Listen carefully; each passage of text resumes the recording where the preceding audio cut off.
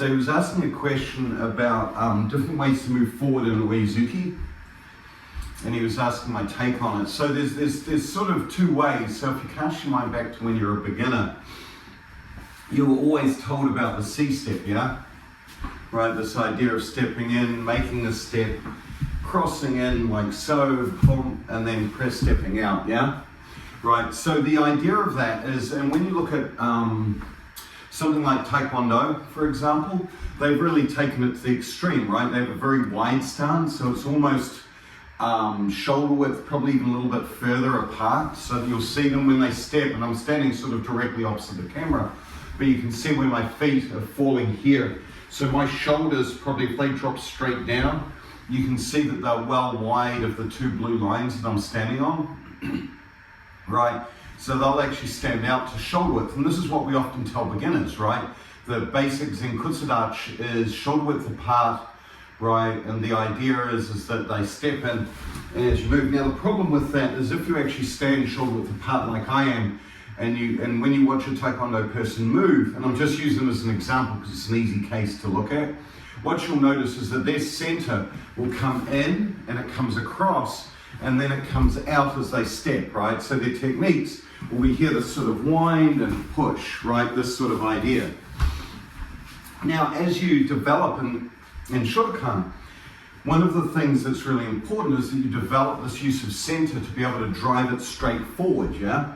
Right, this idea to sort of step, drive your technique directly forward, step here, step in, and even if I go wide in my stance, I still have the strength of hip to maintain here and just step, right? Now, as you develop, as you get older in your karate, what happens that shoulder width apart becomes more and more narrower, right? And so as you become a black belt, it should end up being hip width. So for example, my two lines here in the final stance are right at my hip width, see? Boom. Right, and that's why I have them particularly here, so they're useful when I'm trying to describe stances.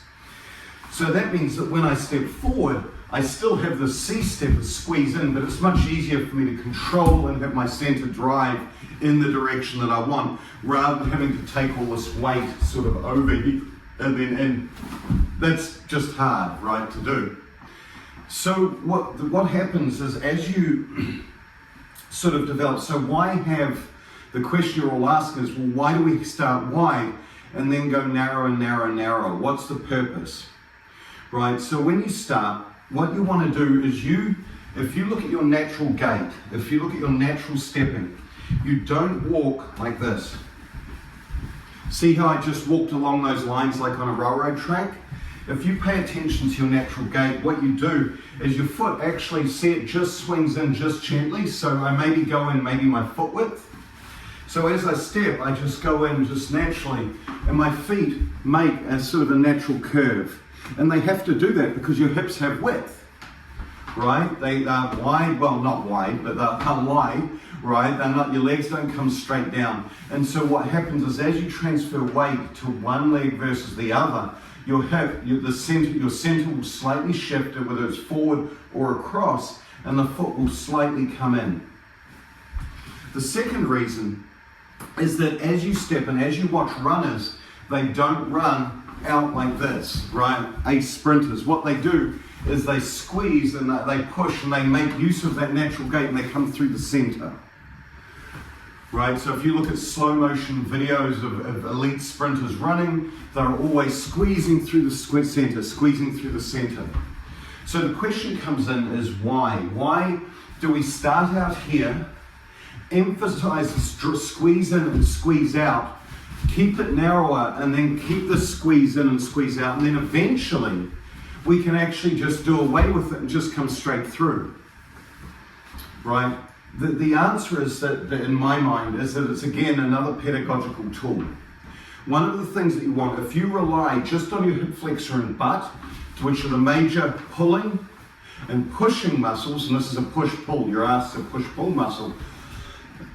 These are large muscles. They can be fast twitch, but they're not as quick as the muscles that bring your legs together, the adductors.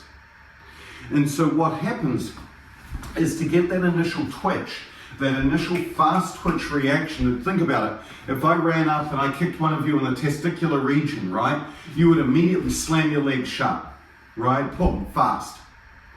And so what that does is we teach that initiation, the initiation of the movement. We always say, think hip first, right? So what happens if you think hip first, no matter where your hip position, whether it's Hami or Shawman, what's going to happen is you're going to squeeze inward. There's going to be the squeeze of hip, the squeeze inward, the fire of the gastrocnemius or the calf muscle that brings your legs together, and you want to develop that action, right? So when you're a beginner, you want to draw it with crayon. This forces you to squeeze your adductors. As you get better, you continue to squeeze your adductors in, right? Which creates that initiation, that quick, fast twitch movement. Just try not moving from here and not squeezing your adductors and just stepping. It feels weird and laborious. It's hard to move that way. But if you make it a squeeze and through, then it happens. Then what you do is you then, as you become more and more elite in your training, what happens is because you understand the squeeze, it doesn't need to be all the way to here. It can be just simply the squeeze to initiate, which therefore allows you to now pull it along the single line, but you still have that initiation and the action to move. And that is actually more efficient than bringing your leg all the way through on the C-step. Does that make sense? Now, there are also other technical advantages to coming through on a C-step, such as being able to scoot behind, such as being able to do this, but you see that emphasized in different kata, things like Hangetsu, where you have a very clear C-step, that's the name of the kata, right? But generally, day to day, unless you're rotating, where you need to shorten up your center of mass, unless you're actually rotating in large ways, right, or actually stepping to move your center of mass across, you don't actually, at the higher ranks, you don't actually need to squeeze all the way in. You don't need to squeeze here. As long as you've got that initiation of that squeeze that you've developed over time through making the C-step, you don't actually need to bring your feet together unless you have a purpose for doing it, such as guarding your groin, such as rotating, such as wanting to move your center around a corner. Does that make sense? So it depends on the situation, you see what I mean? But what you do not want to do, unless you mean to, you don't want to have your body swing over. That's the bad product of making a C-step, is where your center of mass now makes funny turns when you don't mean to. And things like almost every other kata except for Hangetsu, the center goes straight in. Okay? So that's why, where, how, hopefully that works. Does that cover what you needed, Chuck? And that's why you're getting told two different things by two different instructors, right? One to bring your feet in, one to bring it straight through. So, excellent explanation, Sensei. When would I want to not swing in at all? Is there any reason why you wouldn't want to swing in at all, but would want to make a point to... No, so what you want is you always want that initiative feeling. It's about the feeling in the upper hip. You always want that squeeze. You always want that initial, whatever it is. And it doesn't have to, see how I'm not even bringing my foot through, but you want to have that squeeze no matter what. The thing is that it's the movement of the leg, this, is not as efficient as just having a squeeze and step. See how you can see the squeeze in my upper hip, but notice my leg didn't need to go through that. So basically, anytime you step forward, you don't actually need to bring your feet together, right? That's brown belt karate, is where you bring your feet together and stepping through, right? Unless you're doing it for a reason. Does that make sense? Now, that being said, I still bring my feet together almost universally, right? But I'm doing it because I want to. I can easily switch and do that. The key things, so that the key things to keep, number one, make sure you always initiate that squeeze.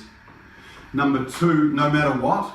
Number two, your foot movement is up to you depending on what you're doing at the time. But the principle and the whole reason you squeeze your legs together for years and years and years was to teach you this upper in squeeze action. Does that make sense? Which is critical for the initiation of the technique as you're stepping from stance to stance. Make sense? Okay, good. So there we go. Sorry, that was today's quick. It was a question that came up. Chuck asked me about it and said, and you see these differences.